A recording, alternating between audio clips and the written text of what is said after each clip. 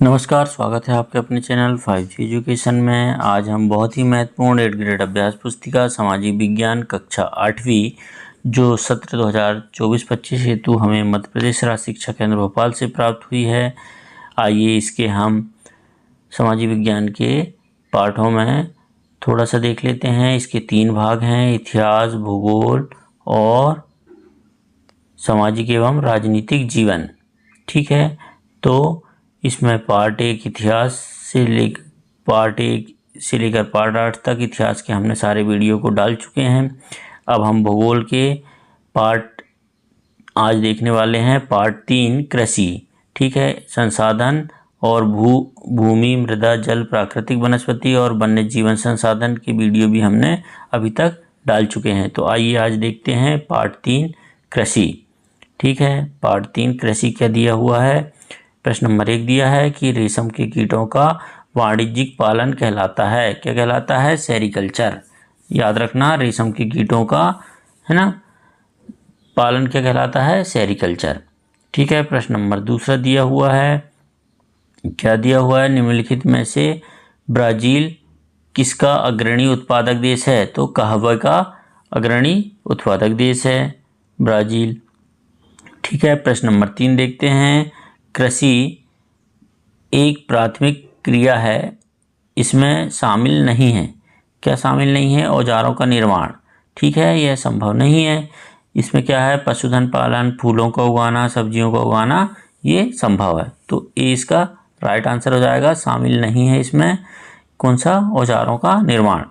प्रश्न नंबर 4 देखते हैं। पर्वतीय ढालों वाले क्षेत्रों में रहने वाले परिवारों के लिए किस फसल का उत्पादन उपयुक्त है?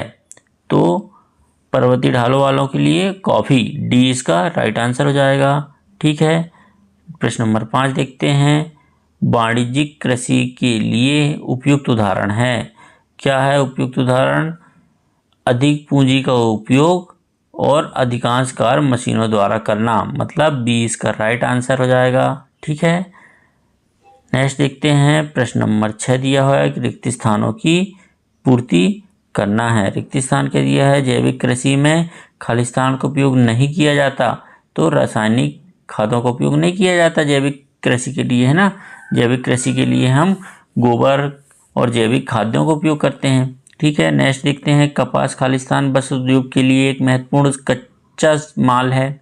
तो कपास जो है सूती वस्त्र उद्योग के लिए महत्वपूर्ण कच्चा माल है। ठीक है, कपास से ही सूती के वस्त्र बनते हैं। ठीक है, नेक्स्ट है।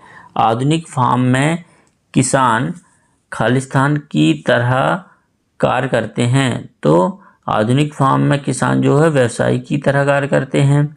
बागानों में उगाई जाने वाली चाय की फसल खालिस्तान का उपयोग पेय पदार्थ के रूप में किया जाता है। तो बागानों में उगाई जाने वाली जो चाय है उसकी पत्तियों का उपयोग कर किया जाता है। ठीक है, भारत की 2/3 जनसंख्या खालिस्तान पर निर्भर है। भारत की 2/3 जनता जो है कृषि पर निर्भर है।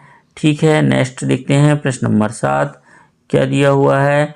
पौधों से परिष्कृत उत्पाद तक के रूपांतरण में कितनी आर्थिक क्रियाएं सम्मिलित हैं? लिखिए। तो पौधों से परिष्कृत उत्पाद तक के रूपांतरण में 3 प्रकार की आर्थिक क्रियाएं सम्मिलित हैं। प्राथमिक क्रियाएं, द्वितीयक क्रियाएं और तृतीयक क्रियाएं। ठीक है, इस प्रकार आप इसको लिख लेंगे। नेक्स्ट देखते हैं। प्रश्न नंबर 8 क्या दिया हुआ है? प्रश्न नंबर 8 कृषि क्रियाकलाप के लिए क्या क्या आवश्यक है? तो कृषि क्रियाकलाप के लिए अनुकूल स्थलाकृति, मृदा और जलवायु अनिवार्य रूप से आवश्यक होते हैं।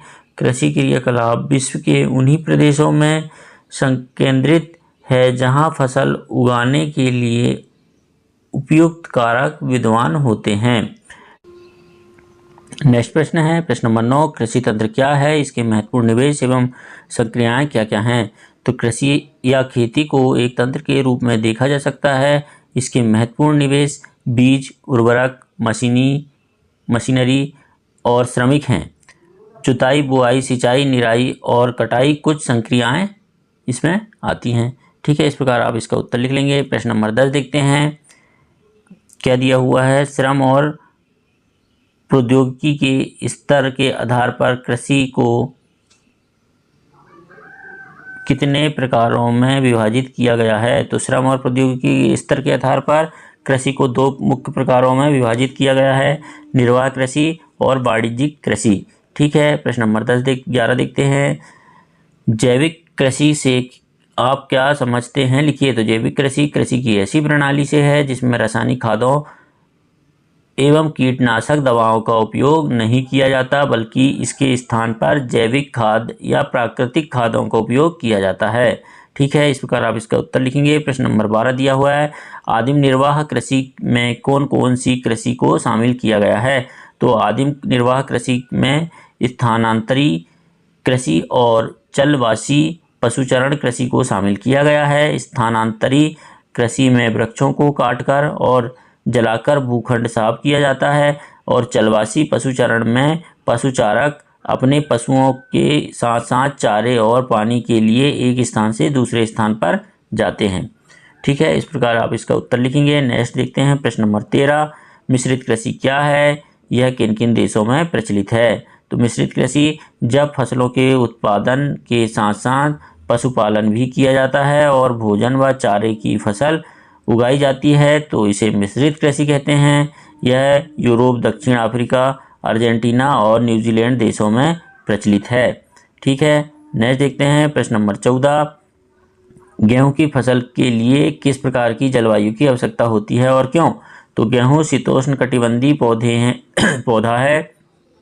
गेहूं की फसल के लिए मध्यम तापमान एवं वर्षा और फसल की कटाई के समय धूप की आवश्यकता होती है। गेहूं की उपज के लिए 50 सेंटीमीटर से लेकर 75 सेंटीमीटर तक वर्षा होनी चाहिए। वर्षा के अभाव की पूर्ति सिंचाई के साधनों से की जाती है। गेहूं की अच्छी उपज के लिए समतल उपजाऊ विस्तृत मैदान उपयुक्त होते हैं। इसकी उपज के लिए अच्छी जल निकासी वाली दोमट मिट्टी उत्तम रहती है। प्रश्न नंबर 15 देखते हैं, कपास की खेती के लिए किस प्रकार की जलवायु व मृदा उपयुक्त होती है? लिखिए। तो कपास की खेती के लिए उच्च तापमान, हल्की वर्षा, 200 से 210 पाला रहित दिन, है ना, 200 से 210 दिन पाला रहित दिन और तेज चमकती धूप की आवश्यकता होती है। यह काली और जलोढ़ मृदा में सर्वोत्तम उगती है। कपास की फसल मुख्यतः चीन, भारत, ब्राजील, पाकिस्तान और संयुक्त राज्य अमेरिका में होती है। प्रश्न नंबर 16 देखते हैं, खाद्य सुरक्षा से क्या आशा है? तो खाद्य सुरक्षा से आशा है पदार्थों की सुनिश्चित आपूर्ति और जन सामान्य के लिए भोज्य पदार्थों की उपलब्धता से है। पूरे विश्व में खाद्य सुरक्षा सदा के लिए चिंता का विषय रहा है। जब भी अनाज उत्पादन में विश्व के वितरण की समस्या आती है तो सहज ही निर्धन परिवार इसमें प्रभावित होते हैं। ठीक है, प्रश्न नंबर 17 देखते हैं, आपके आसपास के क्षेत्र में किन किन फसलों का उत्पादन किया जाता है, उन्हें खाद्यान्न तथा व्यावहारिक फसल में वर्गीकृत कीजिए। तो हमारे आसपास के क्षेत्र में गेहूं, धान, मक्का, सोयाबीन, चना, गन्ना, कपास, जूट, सरसों आदि फसलों का उत्पादन किया जाता है। खाद्यान्न फसलें कौन सी हो जाती हैं? गेहूं, धान, मक्का, सोयाबीन आदि, और व्यापारिक फसलें गन्ना, कपास, जूट आदि। ठीक है, इस प्रकार आप इसका उत्तर लिख लेंगे। यहाँ आपका ये अध्याय समाप्त होता है। प्लीज़ वीडियो अच्छा लगा हो तो हमारे चैनल को सब्सक्राइब, लाइक, कमेंट्स और शेयर करना ना भूलें। धन्यवाद।